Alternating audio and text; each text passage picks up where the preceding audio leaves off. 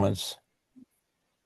Well, welcome to Thinkment, the think tank where we think for a living or for fun. I haven't figured out which. So today we're going to talk about the life of Sir Walter Russell. I don't know if he's a sir or not, but we're going to make him a sir today.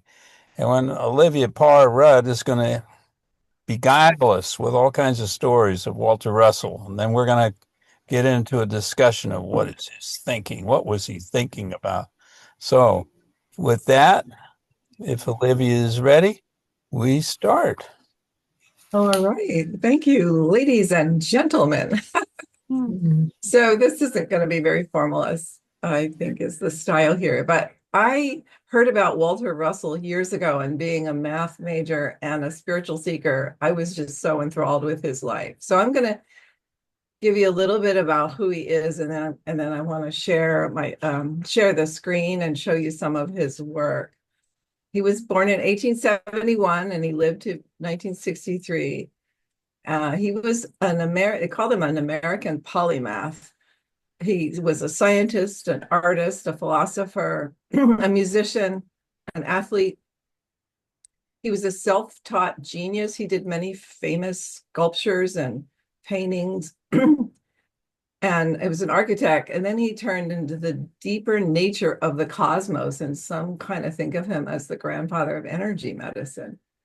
His core teachings, let me actually, before that, give you a little bit about his accomplishments and I'll show you some of this stuff. So he was, as I said, he was a sculptor. He did that famous sculpture of Mark Twain. He used marble and bronze. He was a painter. He has paintings exhibited in the National Academy of Design, and he's an architect, and several buildings that you'll probably see familiar. And he used sacred geometry in some of those.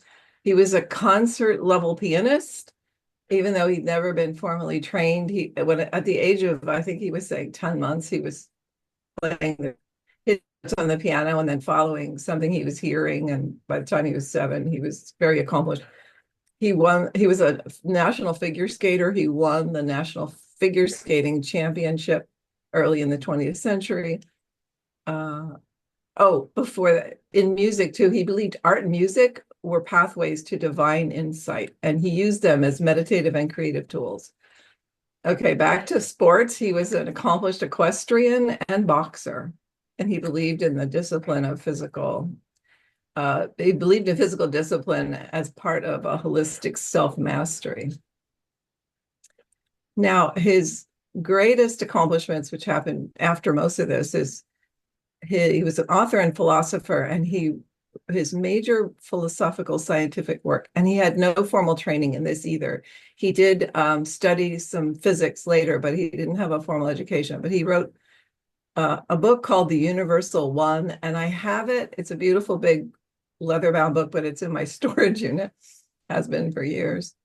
He wrote The Secret of Light, and I think I have that one too, and then Message of the Divine, Iliad 1 and 2. And he emphasized the unity of science and spirituality, which is why we haven't heard of him. And he promoted the idea that human beings could live as universal geniuses through conscious evolution. He developed a unified field theory long before mainstream physics considered it plausible. He challenged accepted atomic theory with light-based periodic table and vortex-based atomic structures. And his work in the area remains influential in alternative physics and spiritual science. And he co-founded the University of Science and Philosophy in Swannanoa, Virginia, which is a beautiful place. I've been there. And his website is philosophy.org. So that gives you a pretty good idea of how he's been around, right? And then he had several patents and proposed inventions around energy, light, and magnetism. And his concepts influenced some early experiments in frequency technology and light healing. And I love the quote. His quote is, "Mediocrity is self-inflicted. Genius is self-bestowed." And he really lived by being, balanced, the integration of mind, body, and spirit through mastery, service, and alignment with cosmic law. So as you might guess, some of the reasons he was marginalized because he really was self-taught, and he didn't have the degree, and he didn't get published in peer-reviewed publications. And there's a couple of other scientists I'd love to talk about at future meetings that sort of experienced the same thing. It's if they tried spirituality and science together, nobody wanted to listen to them, and we kind of know why, right? His spiritual and metaphysical language, as I was saying. So he used spiritual terminology and metaphysical concepts to explain physical phenomena, which we're now seeing more today. Let's see. Yeah, so his theories often contradicted established scientific principles, and like we said, his views on atomic structure and light, which lacked empirical support, were seen as pseudoscientific. But despite this, he found a following in alternative and spiritual communities where his approaches were really appreciated. And I can share some links as well. Let's see. Okay, so his main theory, the universal one, he posited that the entire universe is a living, conscious organism made of light, and all matter and energy and motion are expressions of divine light in rhythmic motion. The physical universe is not a collection of several separate parts, but a unified expression of cosmic intelligence. So everything arises from stillness, the 0 point of divine source. Matter is not substance, but motion of light rings compressed by thought. Now think about this. He was in the early 1900s saying this stuff, which we all are now seeing today. He says the visible world is an illusion of motion. Creation is a dynamic electric construct of form and illusion. And the universal one, quotes, refers to the oneness of all forms, force, and thought, a radical non-duality that unites science and mysticism. He talked about divine mind. So Russell taught that the universe is the thought body of God.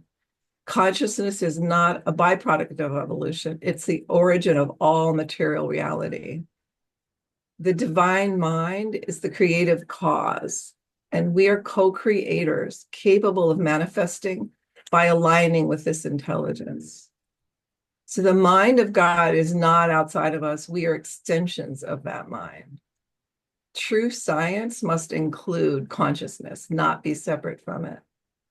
Thinking is a generative act. As we think, we form an unformed energy patterns. Human beings are capable of genius and mastery when aligned with divine mind and universal law. And he talks about rhythmic balanced interchange. And this is believed to be his most universal law. Everything in the cosmos operates through balanced rhythmic giving and re-giving. Breathing, heartbeat, economic exchange, planetary motion, all life is a dance of reciprocation. This principle governs electricity, light, growth, and decay. And an imbalance like greed or hoarding or exploitation leads to breakdown, disease, and collapse. Balance is not static. It's a dynamic equilibrium, like a pendulum swinging evenly. In leadership or business, this means that sustainable success arises from fairness, flow, and ethical reciprocity, which is something I really love hearing. And then he talks about gender polarity. All creation is born from the tension between dual polarities, what Russell called the male and female principles. This is not about gender identity, but about energetic forces in all systems. So we've talked about that, I think, in this group, certainly somewhere before, about how men and women both have the divine masculine and or the sacred masculine, divine feminine, however you say that. We both have those within us. So the male principle is centripetal, I've never seen that word. Compressing, projecting, giving form, where the female is centrifugal, expanding, receiving, and dissolving form, like radiation or entropy. Light itself spirals through these polarities to create illusions of solid matter. And these poles are present in all things, atoms, galaxies, relationships, and they must be balanced for harmony to arise. So before I read more or tell you more, I'd love to share my screen. Can I do that? Is that set up for me? You are a Yay. co-host, and you may. All right. Now, David, what is the way you do it where you show me? Do Oh, okay. you know, did I When already, you is it too, go to oh, here. share the first All button, right. then look on the right, and you'll see where you could put yourself in the Okay. screen. And then there's two little buttons below that. Those are optional. Okay. It's for when you have Okay. visitors. And then on the lower right, Okay. you have a second share button. It's that second share button that gets you going. Okay. Let's see if this works. Well, I don't see my screen. Do y- I need to? yeah, there was another. Oh, I need to do speaker view. Oh, did I do something? No. No, Okay. and you have three options for where to put yourself, and you put yourself off screen, but Did it'll. I? Well, okay, I'm going to stop the share for a second. So I saw these three where it was black. It showed me on the left, me on the right with something above, and me on the left, I guess, with something beside me. Isn't Yeah, it one of those? yeah. You Did I want do, to oh, maybe I didn't put the stop. second one. Second one. Okay. Ah, there we go. Got it. All right. You're well. So, Now there you are, live okay. in And you guys can person. see my screen. Okay, good. Good. Okay, I got to get into a different window, I think. Okay, so here's just a picture of Walter. I'm not going to do too much in here, but I will put it in slideshow just to show you what he looked like and some giving his theory. And then this is a cute little graphic that shows all the areas where he influenced contemporary thought. So we talked about spiritual science and consciousness movements, the universe as a mental construct, co-creation, and then energy medicine and frequency healing, light and frequency as matter's foundation. Holistic science and systems thinking, so the rhythmic cycles of balance and polarity, which we talked about, art and architecture and sacred geometry, so the spirals and spheres and beauty as divine order, and then the mind-body connection and personal mastery and stillness, genius and self-bestowed talent. And then, so let me, what's going on? Okay. I want to just, I think what we could do now, let me think here. Let me get where I want to go, and then uh I'll invite, I think we could actually um just have a discussion if you'd like. Okay, let me just see what I did wrong. There's all these extra Zoom tools. Okay. So here's the gallery of what he has created. So this is at philosophy.org. You can go and play around, look around. He's got the music, paintings, his science, his beautiful home, sculpture. This is his wife, Lau, and then some of his, oh, he has memes too. Yeah, so let me just, what I think is really fun to look at is the science. So you just even looking at this. Can you read this a bit? It shows the octaves on the right, and then on the left, all the periodic table elements and how he maps them. It's just, to me, it's just fascinating. So I invite you to go to philosophy.org and play around here because there's just so much, and I don't want to take too much time. I want to also just tease you with some of his sculptures, because some of these are pretty famous, like this one of I can't think of his name, Mark Twain. And he did a really famous one, I think of. Oh, these large ones too are amazing. That I think I saw this at his property. I was there. Yeah, it's at his home. So it's almost unbelievable what this man's accomplished. And the fact that we don't know about him is, oh, there he's Huck Finn, I guess, because of the fact that he was connecting science and spirituality. And so, let me see. Okay.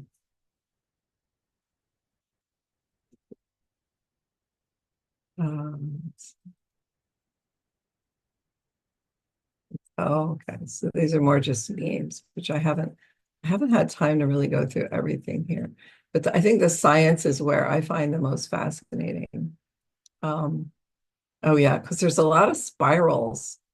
He gets into uh, looking at things. Let's see, I believe here is one of the images. The winding of the cosmic clock spring. And he just has all these ways of demonstrating physics. Wow. And tying it to energy. So I think I'll just open it up for discussion and we can look at some of these or yeah. If you want to just quickly see some of his paintings, you may recognize some of them. It's almost crazy that he's not so famous, right? Because he's so talented. Yeah. So anyway, I think that's enough for but I can keep the screen shared if you want to ask to look at something or here's I'm on the some. website, but I can't find that. I don't know why it looks different. It's just philosophy.org and then Oh, go to museum and then gallery. okay. Yeah, sorry. And yeah, it's really Olivia, you've mentioned, oh, I'm saying your name in French. Sorry. Olivia, you've mentioned several times that his spiritual plus physical side was why he maybe isn't better known. Could it also be that to produce any science today, you have to be introduced in a discipline, recognized for a diploma? There is a kind of um, rejection of anyone who's not part of the community. Have you looked at that end of things? oh yes, absolutely. And he was doing this in around 1900, 1910.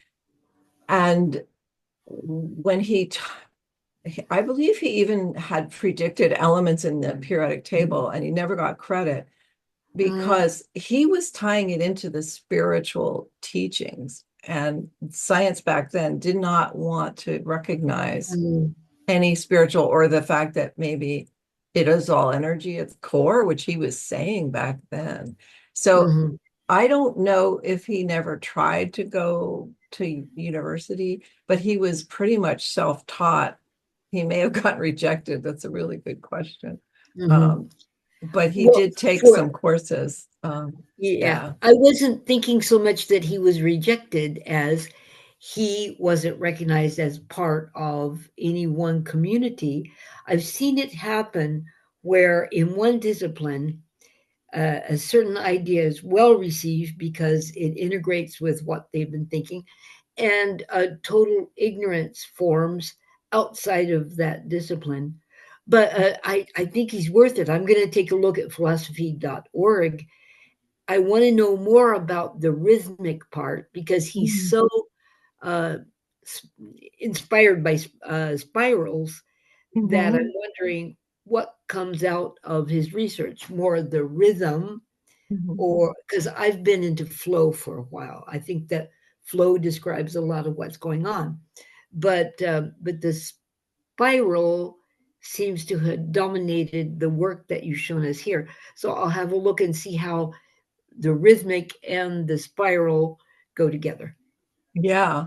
And what I read his book called the man, I think it's called The Man Who Knew the Secrets of the Universe. You can get it on, I'm pretty sure, on Amazon. He didn't write it, but it's about him. And my understanding was that none of the scientific communities would allow him in because he was talking about God. Okay. I know I have this book I've been wanting to write for years about the spiritual side of scientists, and I actually have a lot of the research done already. And so Einstein had a very spiritual side, but he kept it hidden. There's other people like Rudolf Steiner, who's another one that was he had a whole medical I forget what it's called, but he had a whole alternative medicine science. There is a name for it. I can't think of it. But I went to a doctor, and Vanessa went to him too, in Pennsylvania, and his practice was called Steiner Medical. And also Steiner started the Waldorf schools. So, these people are just they're unknown because they pushed against the boundaries of what we were supposed to know, in my opinion. Yeah. Yeah, Thanks. sure. Yeah, Tom has a question. Oh, Tom, I'm sorry. I'm not even looking at these hands up. Yeah, So it's hard to, when there's a screen share, it's hard to let me, see. yeah, let me pay attention to that. Yeah, Tom. I have more of a comment, and that's that as I wonder how many wonderful inventions there have been and creativity that's produced things that's been repressed in the world that we don't know. I have a man that I knew up in Minnesota that saw these horrible things when he was in Korea during the war. But can you turn the microphone off, Olivia? Okay, sorry. Getting that feedback. And these children were starving and they did horrid things. And he decided to solve world hunger. So he started thinking about how plants grow in the morning and the birds are chirping and there's dew and there's different things going on. So he started recording frequencies, trying to figure out what are the frequencies that have the most impact on the growth of plants. And then he did experimenting for years and years and years, and he came up with something called sonic bloom, which was basically an organic mixture of spray that you'd spray on plants, and then you'd blast the sound, not blast it, you'd play the sound in your garden. And we did it at home. So the tomatoes got to be this big, totally organic, nothing weird going on. He was never acknowledged because he never went to a major university. They didn't believe him. The big chem guys tried to buy him out and shut it down. And because it was really destroying a lot of the technology. But other countries would like buy this stuff in bulk, put these loudspeakers on helicopters and spray this stuff on the fields, and the crops would bloom like crazy. And his whole goal, and he said to me one day, Tom, long after I'm dead and gone, people will realize that what I created was something that can keep the world from starvation. But he'll go to his grave never, because the systems and the bureaucrats and the other people want to repress it because they can't see how to make money on it. Just my thought. Oh, thank you. What was his name? His name is Dan Carlson. Yeah, I wanted to find out how to get some of this stuff, but we're not sure if it's available. And I'm happy to screen share again, but I figured since there's just so much and it's hard to pick something to look at, we could just chat. And if anybody wants to see something, I can pop it up. But, okay, David, please. Well, thanks to Vanessa and Lucera, I found God again. So, and I got all excited at this conference uh, and I secured a special issue with the journal on spirituality and organizational development. It was the organizational development conference. So, and I found a Reiki master there who just graduated the same day I did, Vanessa. And I'm trying to get her to write. So I found like a dozen people that want to make this link between spirituality and organizational development. Some have done it for years, but others are saying, I've never written an article before, David. No excuses. Get out there and write. So, but anyway, then one other thing you mentioned, centripetal and centrifugal. So this is a very deep aspect of open systems theory, where you have the centrifugal means you're expanding and expanding and expanding, and the centripetal is you're closing in, or they call it deviation counteraction and deviation amplification. So this was uh, sort of the basis of Lou Pondy. And since we're here talking on the Enthinkment Circle, which is devoted to Lou Pondy, that is dead on. So I just wanted you to know that, and I really appreciate you, and you should give Vanessa extra dessert, So thank you very much. I will. Yeah. Olivia, have you ever thought about Leonardo da Vinci's multiple inquisitive? He wanted to know everything about everything.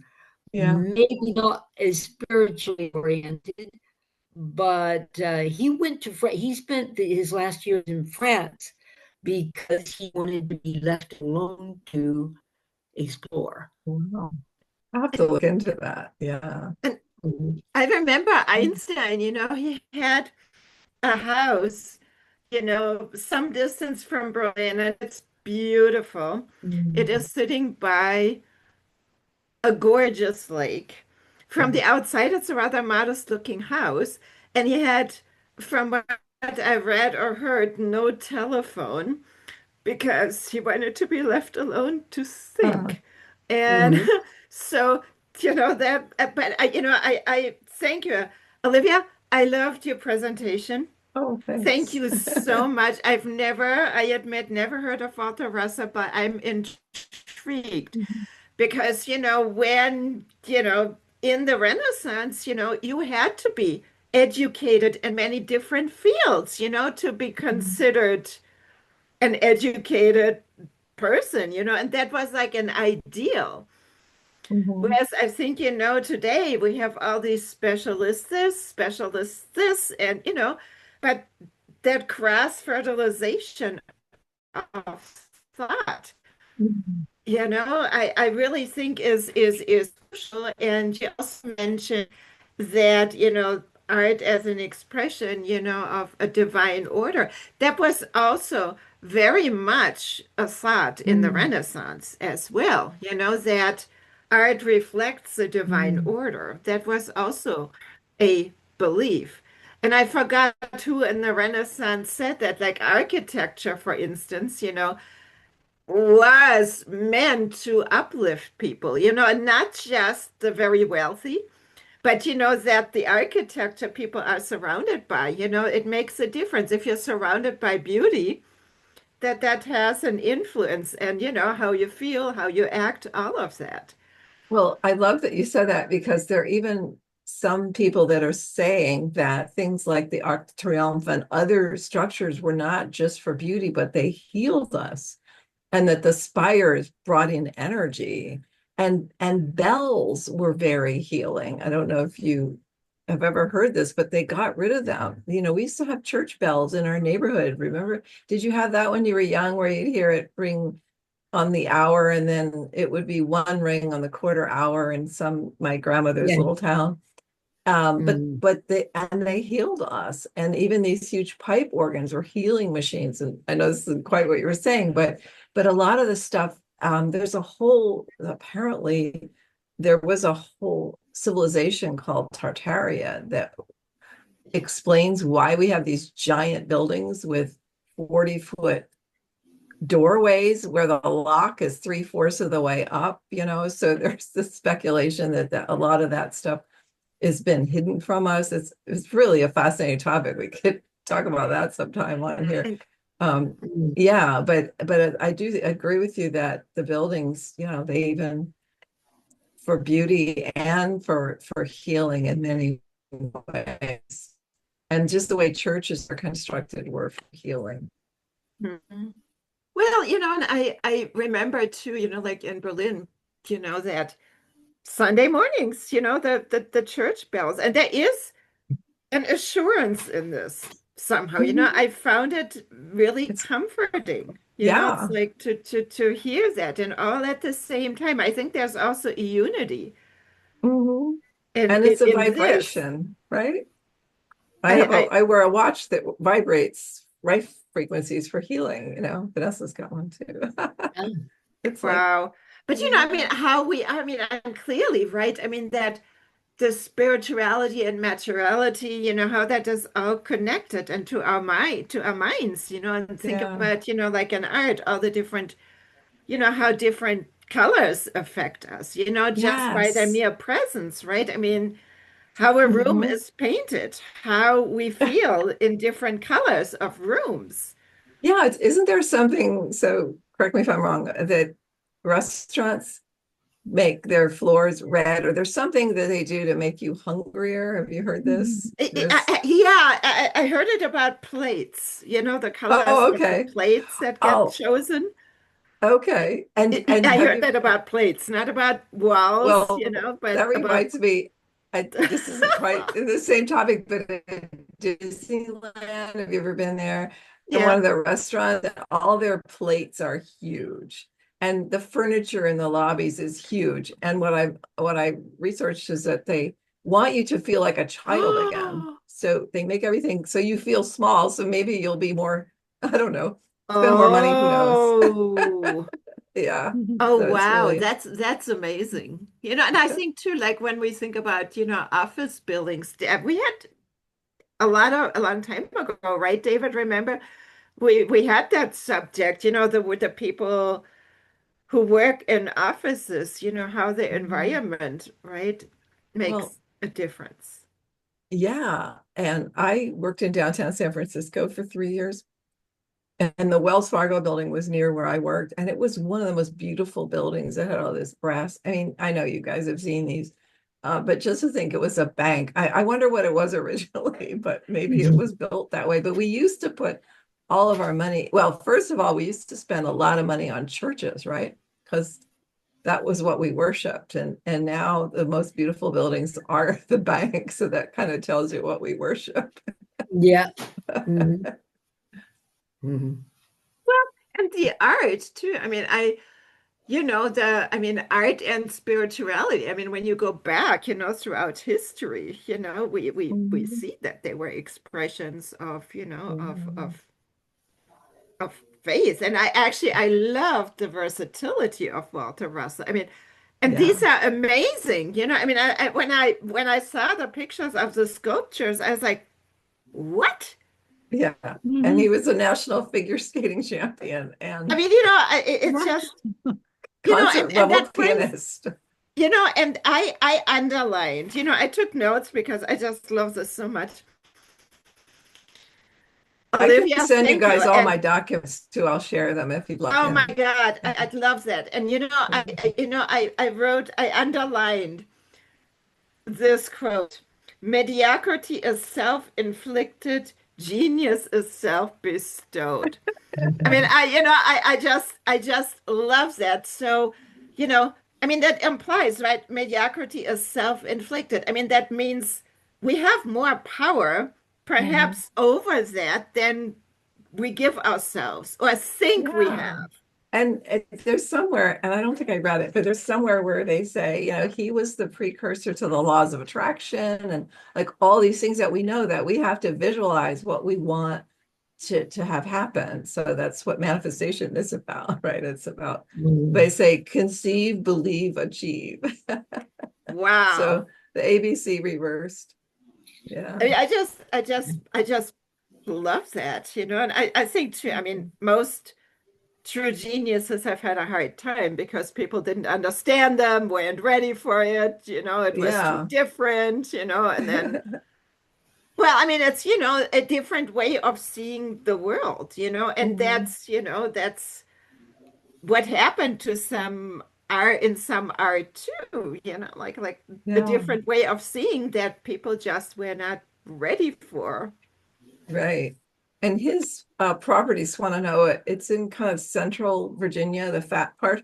And I heard it on the news recently. I think it did not get affected, but there were storms there or fires. I forgot which.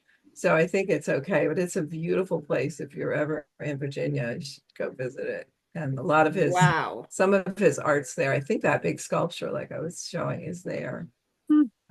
I mean, and and also the time, I'm thinking, how do you do that? How do you get all of this done like that? And Tom and I were talking earlier. We thought the guy probably never slept. You hear that about people that are super productive. But like David, you never, you sleep probably less than most people, I'm guessing. You're on Right. You're mute. muted, David. We can't hear you. I guess you're on mute, David. Oh, maybe you can't find the mute button. There, I found it. There. No, I Now, couldn't here we go. see it, nothing happened. 'Cause, Oh, yeah. anyway, yeah, both Davids are pretty energetic, and yeah, my dad too. He only slept like 4 hours a night. The rest was Wow. work. Of course, he was a workaholic, and I inherited that part, which is not too cool. But yeah, I'm going to ask Elior if he'll speak to it, if she will speak to us. Let me see. Elior, will you speak to us about Walter Russell?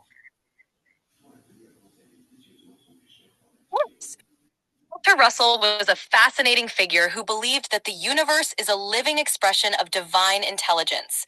He saw a deep connection between science and spirituality, suggesting that all matter and energy come from a universal mind.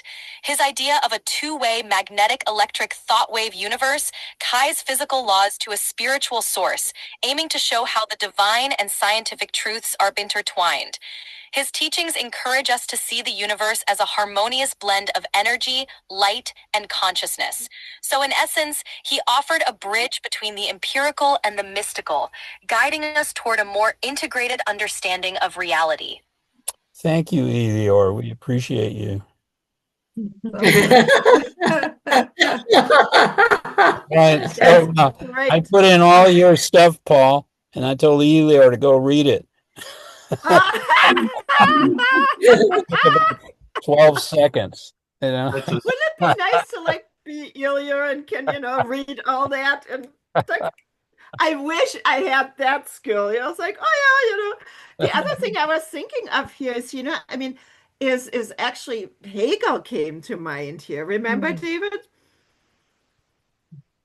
Yes, we did quite a few studies of Hegel on this channel. So I mean that kind of came to mind too, like as an expression of, divine spirit and how it gets to a higher and higher, getting, I mean, he is like a history of consciousness that he wrote, and it's like, and it goes through all these stages, but constantly developing further and further, and getting closer to the divine spirit in the process. Yeah. What I love too in the spiral is that the storytelling process is the spiral. And so Walter Russell ties it to the notes of the scale. I just think you could do really fun stuff with that, the colors, there's lots of things that are in sevens and they map to, whatever, like we could find really interesting. I mean, who knows when you're coaching somebody through the 7 steps, maybe you hold up a color or you play a note and then they have a thought or whatever. I don't know. It's just curious. Yeah. But I mean, I think I love that idea in general, the interconnectedness Yeah. of everything. Because, I mean, as humans, right? I mean, we take it, I mean, we are influenced by all of this and, Yeah. our consciousness and, it's like, Well, and, let's take a garden, and all of a sudden you have this beautiful garden, but there's a pile of garbage in the middle. It's like, what does that do, right? I mean, yeah. but we are. Well, and it sort of speaks to medicine and how it's looked at in Western medicine as all these little separate things, right? And holistic medicine is looking at all the integration, interaction, and effects of one thing on another thing. So I think we're moving back to that just out of necessity. And it ties in so with the frequency as well. Yeah. So it's time to publish, Olivia. You've met your time to get everything you've been I gotta working get on. this book out. Yeah. Yeah. I have like 5 more that's what I'm books. saying. I've owned the .coms for years, like 10 years. Wow. Yeah, for this and a couple. I have another book I want to write, which is going to be about how we get programmed that's not spiritual to make money. I'm sure you've all heard that story, right? So I got this in a dream. It's just how I get a lot of my titles. This is probably 20 years ago. I got this title called Make Money for God's Sake. Yeah. And it's going to be, and I have a lot of that research done as well. I just need like a few months to just churn out all these books. Anyway, yeah. But I have published 8 books. Love so that, I Olivia. like I'm doing okay. Wow. And how much, right? How much of our, I think this ties back to coaching, right? What you were saying about, we are limiting, right, ourselves in what we think we can do, can't do, and I mean, and then it's so inspiring to see, somebody like Walter Russell. Sure, I can figure skate. Sure, I can paint. Sure, I can do science. Play the piano. Yeah. And I was like, I mean, how freeing to think that way, because I mean, we're more into, oh, I can't do this. Oh, I can't do that. I think that's one thing he had was confidence. Like I never heard of him ever doubting himself. He didn't even give it a thought. It was just like, I'm going to do this. And, didn't even comment on it. It was just like, I just love this, that like, and why not? Right. I mean, it's like, I mean, I just love that spirit of it. And, and then lo and behold, he could do it all, and maybe, so we can too, it's like, in here, right? I mean, it's all, Can we go back about 5 minutes? David, how in the world did you put Paul's material in? What query did you use to get? Sure. Yeah. I said, take all of Paul's links, go read them all, come back and relate it to spirituality and science. And, and then he did it. That wow. So you could tell it to go to the links, or you supplied the links? Oh, Paul supplied the links. I copied it. Yeah. And I put it into Chat GPT, chat to chat. Off it went. Yeah. And was amazing. Betty, was it Bakhtin that also looked at the centrifugal in hetero? Yeah, he did. Okay. Yeah. There were elements of what Olivia said that I said, oh, that's like Bakhtin. Oh, that's like Charles Sanders Peirce. The color part. Definitely. Yeah. The color part and number part that you said, maybe I'm going to ask ChatGPT when this is finished to put together what the two of them, Peirce and Walter Russell, had to say about colors and numbers. I don't want to suggest the link. I want to see if there is one. Oh, that's a beautiful idea. Let's Yeah, all. you could present on that. And Olivia can publish another book. Yeah. Oh, Olivia, if you Editing. publish I keep saying your name like in French. If you ever publish the book about how money can go with spiritualism, I'll get it because I'm such a skeptic. When I Oh. look at the United States, so this is me telling you the challenge I'd like you to meet. When I look at the states from a distance, because I'm at a distance, I sometimes wonder if it's not the pull of money, not today, but the pull of money starting with the prosperity gospel, Newt Gingrich, um, even Billy Graham, who at the time was untouchable, did something cause Americans to think that the more money they had, the more worthy in different ways, including They worthy call of God, they would be. So I would like to, I can see how that was the prosperity gospel was confusing spirituality and, true spirituality and religious connections. But you've already worked on it, so I'm not going to tell you that you're full of it. I'm going to say I'm going to read it. Okay. yeah, I think it was Yeah. okay. I, It was Herbert Spencer that did the big part of it, connecting that the richer you are, the more spiritual you are, and the poorer you are, the less spirit. I mean, he Who's this? Herbert Spencer. Oh, okay. I don't, yeah, my personal belief is it's not how much money you have, it's what you do with it. And Yeah, okay. a lot of All right. people exploit it. And I believe that there have been forces in the US and the world really that have been programming us through our televisions to Mhm. feel insecure if we don't have stuff, which is just a mind game, right? So Right. there's so much in there. And I Mhm. think that people sometimes do limit their ability to be comfortable. And I think of abundance as not just money, right? You can Yeah. probably be better off with an abundance of friends than an abundance of money in certain situations. Mhm. So I Yeah. believe, just even taking the money piece away Uh-huh.